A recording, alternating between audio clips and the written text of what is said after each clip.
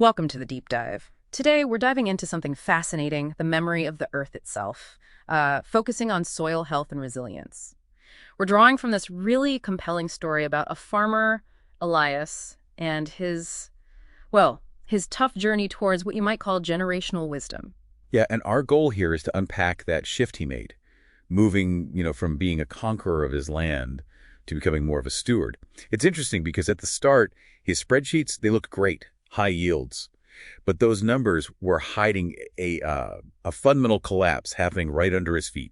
The source describes the soil vividly, weary, pale, and lifeless gray. And that initial approach, that was pretty standard stuff, right? Just Yeah. pushing the land harder, more chemical fertilizers, more pesticides, Yeah. trying to maximize output. Conventional wisdom, you could say. But this conquest had a really steep environmental price tag. The source mentions the loss of bees, which is critical, and how that rich, earthy smell, it just got replaced by this sharp chemical tang. And the soil itself was literally washing away. Losing its structure, it was clearly unsustainable. And then the Great Drought hit.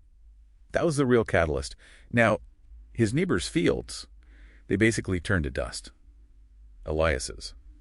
Yeah, they survived, but only just. And that was because he'd already started, just a little bit, with things like no-till and cover crops. Timid steps, the source called them. Right, very tentative. And the fact it was such a near miss, despite all the chemicals he was still using, that brought this deep sense of shame. He realized he'd been acting like a conqueror, not a caretaker. That emotional pivot seems key. It led him back to his grandfather's old journal, didn't it? It did. And the philosophy in there was completely different. His grandfather wasn't just tallying bushels per acre. He wrote about the unbroken web beneath the feet. This idea of interconnectedness. And this concept of living capital. Exactly. And this is a crucial point for you listening. Living capital wasn't money in the bank. It was the health, the vitality, the actual functioning systems of the earth itself. That was the real long-term asset. Realizing that spurred a huge change, a leap of faith, really. A massive one.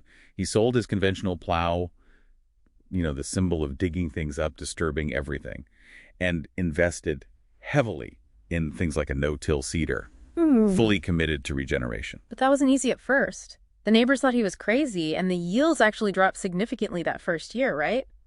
That must have been tough. Oh, incredibly tough. There was definite pushback, and the profits dipped. Yeah. But you have to see it as an investment. He wasn't just growing crops anymore. He was actively rebuilding the soil structure. He started planting diverse cover crops, things like crimson clover, vetch. These aren't for immediate cash. They're food for the soil. Yeah. And critically, he brought in cattle. Managed grazing, to mimic natural patterns. Precisely. High density, moving them often. So they fertilize and lightly disturb the soil, but without overgrazing and compacting it. So yes, short-term pain financially, but he was building the foundation for real long-term resilience. And the sources say the land started to respond, the memory of health returning. The soil got softer, earthworms came back. Those are always a good sign. A fantastic sign. It means the biology is waking up, and then the air started filling with insects again, birdsong, life returning. So how does that unbroken web work in practice? What was happening under the surface? Okay, so the cover crops, they feed the soil organisms, the microbes. Those microbes then cycle nutrients, making them available to the cash crops. It's a virtuous cycle. And because he wasn't tilling, that whole delicate underground structure stayed intact. It could hold much more water. So that's key for drought resistance. Absolutely. Yeah. The farm basically became this self-sustaining organism. So when the next big drought came along, Elias's farm didn't just scrape by like before. It thrived. It was a stark contrast to his neighbors who were still stuck in that extraction model. It's a powerful story. His whole identity shifted from that weary conqueror to, a humbled steward. And that's the core lesson, isn't it? Whether it's farming or, frankly, any complex system.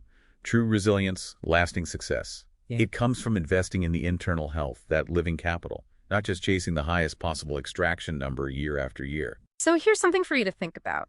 If agriculture needs this kind of memory of health, this stewardship to weather crises, what about the other complex systems in your life? Your team at work, maybe. Your community. Even your own health regime. Are you managing it like a conqueror, always pushing for maximum output right now? Or are you acting more like a steward?